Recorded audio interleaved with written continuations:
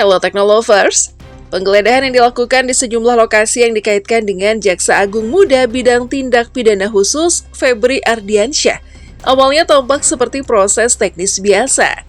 Namun, temuan di lapangan mengejutkan publik. Mulai dari berangkas rahasia di balik dinding Cafe The Clan, uang tunai hampir 60 miliar rupiah, hingga laporan mengenai rumah mewah di Sentul yang diduga menyimpan 74 kg emas dan aset bernilai ratusan miliar rupiah, meski kepemilikannya masih harus dibuktikan. Kehadiran TNI di lokasi penggeledahan dan penjagaan ketat di rumah Febri menimbulkan pertanyaan besar. Apakah ini sekedar proses hukum biasa terkait dugaan tindak pidana pencucian uang? Ataukah ada pertarungan kekuasaan yang sebelumnya hanya terdengar dalam bisikan, kini mulai terlihat di permukaan?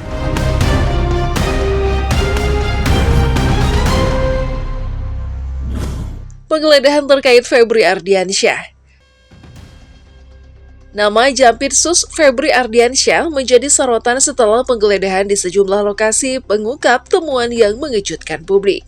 Tidak hanya dokumen dan perangkat elektronik, tim penyidik menemukan berangkas rahasia yang berisi uang tunai puluhan miliar rupiah dan laporan emas batangan seberat puluhan kilogram.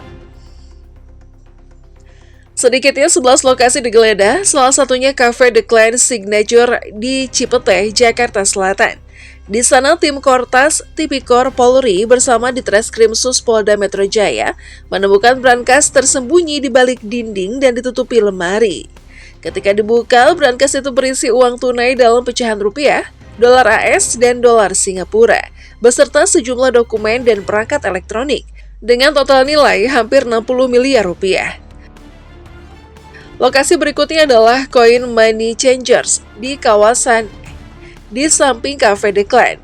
Penggeledahan di tempat ini masih bagian dari penyidikan dugaan korupsi dan pencucian uang terkait sejumlah perkara besar, termasuk PLN, Asabri, dan Krakatau Steel.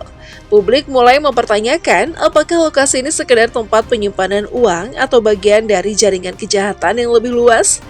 Temuan paling mengejutkan datang dari rumah mewah di Sentul, Bogor yang diduga terkait Febri Ardiansyah. Di sana ditemukan berangkas berisi 74 kg emas batangan, uang tunai sekitar 4,7 juta dolar Amerika Serikat, 14 juta dolar Singapura, dan sejumlah uang rupiah. Dengan total nilai diperkirakan mencapai 476 miliar rupiah. Kepolisian menegaskan bahwa penggeledahan ini terkait penyidikan dugaan korupsi dan pencucian uang dalam kasus batubara PLN, Asabri, dan penyelesaian utang PT CBS kepada PT KNI. Bahkan kasus batubara PLN juga disebut memiliki kaitan dengan blackout yang terjadi di Sumatera.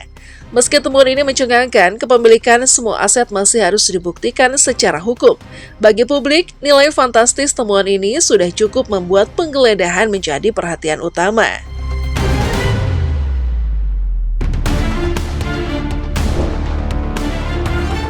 Kehadiran TNI dan penjagaan ketat.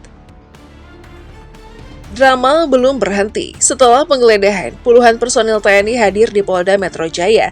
Situasi yang awalnya terlihat sebagai pengusutan aset dan dugaan pencucian uang berubah menjadi sorotan ketat karena keterlibatan militer. Publik pun mempertanyakan mengapa rumah Febri justru berada di bawah pengamanan TNI. Hal ini menimbulkan spekulasi bahwa ada gesekan politik dan pertarungan kekuasaan yang tersembunyi di balik penggeledahan. Geng Solo versus Geng Hambalang. Beberapa pengamat menilai kasus Febri bukan sekedar masalah hukum, melainkan bagian dari tarik-menarik elit politik. Persaingan antara kubu Hambalang dan Geng Solo semakin terlihat, di mana Febri dianggap sebagai tokoh sentral yang berada di tengah konflik ini.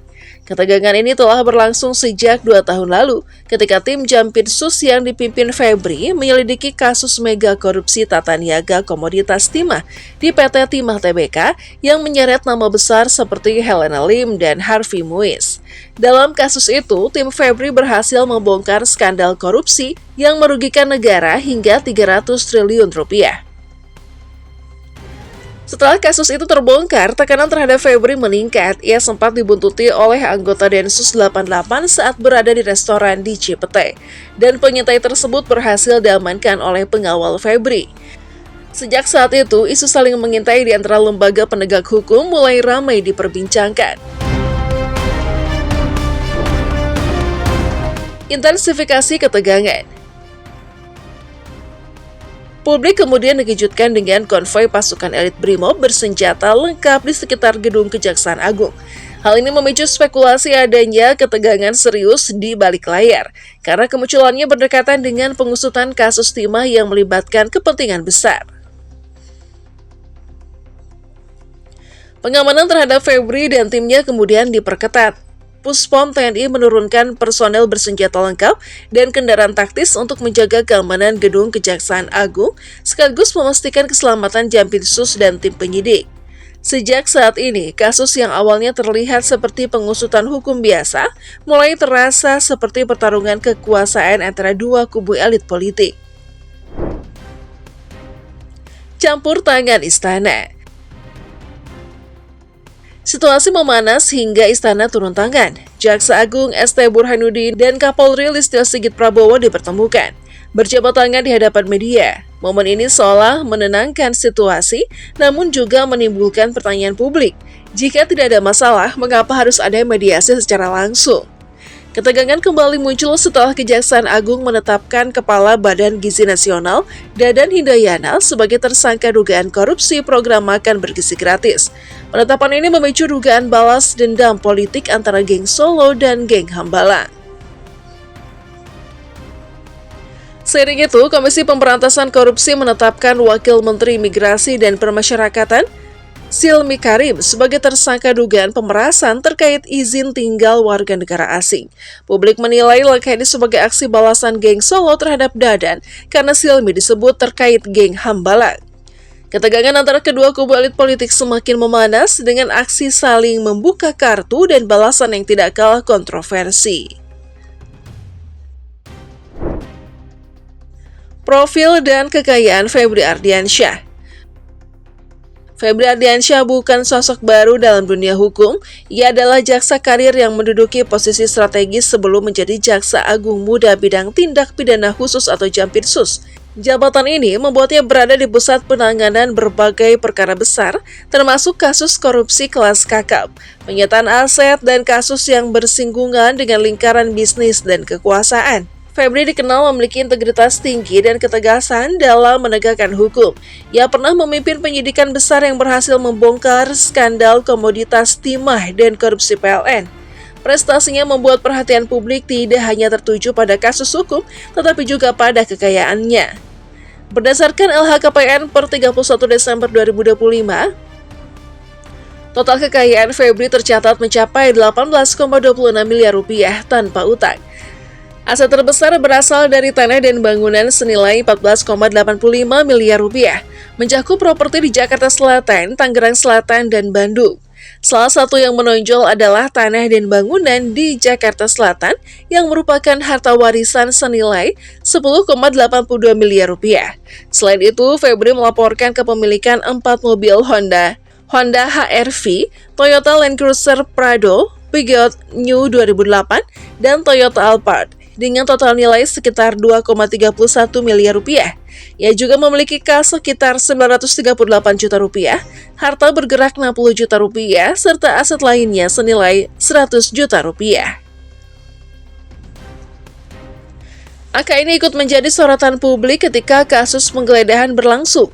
Nilai aset yang fantastis dan keterkaitannya dengan penyidikan kasus besar menimbulkan pertanyaan tentang sumber dan legalitas kepemilikan.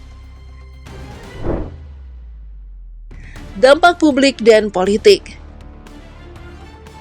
Kasus ini menimbulkan ketegangan publik dan spekulasi politik. Banyak pihak mempertanyakan apakah penggeledahan ini murni penyidikan hukum atau juga bagian dari persaingan kekuasaan antar elit. Kehadiran TNI, BRIMOB, dan pengamanan ekstra terhadap Febri menambah nuansa dramatis dan kontroversial. Kasus ini juga memperlihatkan kompleksitas penegakan hukum di Indonesia ketika kasus korupsi besar melibatkan pejabat tinggi. Aset miliaran rupiah dan tekanan politik, publik menuntut transparansi, akuntabilitas, serta kejelasan hukum terkait temuan aset dan dugaan penyalahgunaan wewenang.